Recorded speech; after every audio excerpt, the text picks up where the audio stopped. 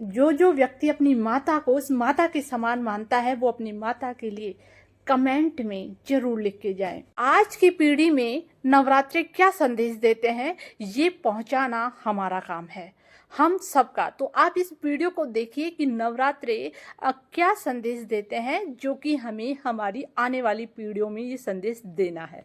नवरात्रों की हार्दिक शुभकामनाएं। नवरात्रों को बैठाना, 9 दिन तक पूजा करना, भाव करना, ये हमारी संस्कृति की पहचान है। पर ये संस्कृति हमें क्या संस्कारों में डेवलप करना हमने छोड़ दिया। हम पूजा पाठ तो करते हैं पर हमें ये संस्कृति से जो संस्कार लेने चाहिए थे वो लेना हमने छोड़ दिया। नवरात्र का संदेश क्या होता है? नवरात्र का संदेश होता है कि ये माता की तो 9 दिन पूजा पाठ होती है, पर जो हमारी माताएं हैं, घर में बुजुर्ग हैं, जिनसे घिन करती है आज की पीढ़ी, जिससे सूख आती है आज की पीढ़ी को, उन बुजुर्गों के पास बैठना वो पसंद नहीं करते, क्योंकि वो खांसते हैं, छींकते हैं, उनकी जो भी दिनचर्या उससे उनको हे दृष्टि से देखते हैं। तो ये माता के नवरात्रों का यही संदेश होना चाहिए कि वो भी हमारी माता है। आज हम इनसे इस माता को क्यों बैठाते हैं? सुख समृद्धि मांगने के लिए, इसका आशीर्वाद हमारे सर पे रखने के लिए। पर वो माता जो आज एक घर के कोने में पड़ी हुई है, उसने इस घर की समृद्धि के लिए न जाने क्या क्या पापड़ बेले हैं, इस बच्चों की उन्नति के लिए न जाने क्या क्या अपने सपने त्याग किए हैं। उस उन्नति के, घर की उन्नति के लिए, अपने बच्चों के लिए खुद भूखी रहकर इन बच्चों का पेट पालकर इनको बड़ा करने में उसका योगदान रहा है।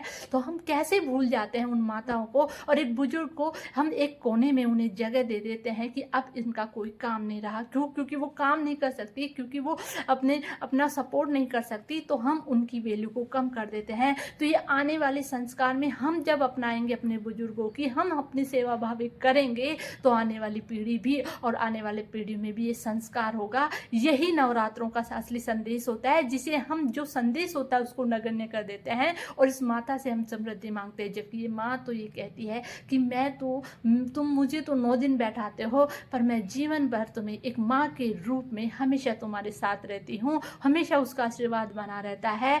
और जो समृद्धि तुम मुझसे मांग रहे हो, उस घर की समृद्धि के लिए उस माँ ने, जो कोने में पड़ी बुजुर्ग माँ है, उसने न जाने कितने प्रयास किए हैं, कितने अपने बच्चों को पालने में, कितने उसने अपने सपनों को मारा है। तो सच्चे दिल से वो भी हमारी माता के समान है, जिनका संस्कार करना, जिनका हमें सम्मान करना हमारा संस्कार होना चाहिए। आने वाली पीढ़ी में ये संदेश होना चाहिए कि ये नवरात्रि बैठाने का अर्थ यह है कि घर में बड़े बुजुर्ग माताओं का सम्मान करना। जो बुजुर्ग हो चुके, घर के कोना हमने उनको दे दिया है, उनको अपने बीच में बैठाना, उनकी सेवा भाव करना, उनसे सू गया है दृष्टि करना नहीं, ये संदेश नहीं देते नवरात्रि वाले। तो माता की जो पूजा कर रहे हो, जिस माता को आप नमन कर रहे हो, वो साक्षात माता आपके कोने में बैठी है, तो उसमें पूजा करना ये हमारी संस्कृति है। नवरात्रि बैठाना हमारा संस्कृति है, घर में पॉजिटिव ऊर्जा हमारी संस्कृति है। पर उन बुजुर्गों का सम्मान करना भी हमारा संस्कार होना चाहिए, हमारी संस्कृति होनी चाहिए। ऐसे नहीं कि हम नवरात्रि बैठ रहे हैं और घर के बुजुर्ग दुखी होकर रो रहे हैं। कभी आपके नवरात्रि सफल नहीं होंगे, कभी हमारी नवरात्रों की पूजा सफल नहीं होगी। जय माता दी।